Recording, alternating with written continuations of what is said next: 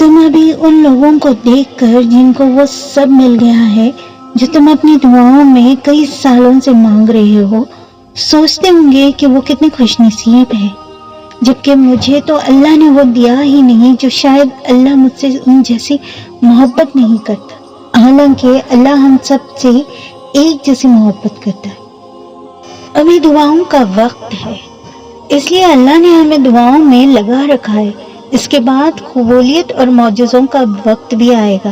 اللہ تمہیں تمہاری چاہ سے نوازے گا، لیکن تب جب وہ چاہے گا۔ تم یہ نہیں جانتے اللہ بڑے حیرت انگیز طریقوں سے کام کرتا ہے جنہیں تم کبھی نہیں سمجھ سکتے۔ تو بس اتنا یقین رکھو کہ جس سے تم اپنا اختتام سمجھ رہے ہو، اس سے وہ ایک حکم سے تمہارے نیا آغاز بنا دے گا۔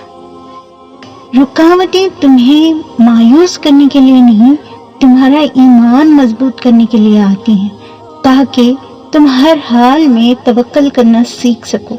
اور جب تم ایسا بے خوف یقین رکھنا سیکھ لیتے ہو تو اللہ ان وسیلوں سے دعائیں قبول کرتا ہے جہاں سے کسی نے بھی سوچا نہیں ہوتا، تم نے بھی نہیں۔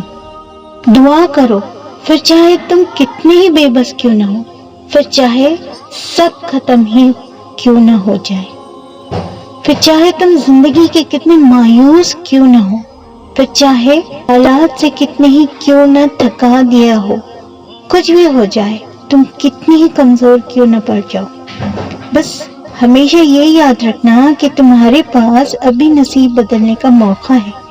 یقین کرو، ایسے ٹوٹ کر دعا کرنے والوں کے لیے ایسے معجزے ہوتے ہیں جو ساری رکاوٹوں کو توڑ کر رکھ دیتا ہے اور ہمیں اللہ کے کن سے جوڑ دیتا ہے۔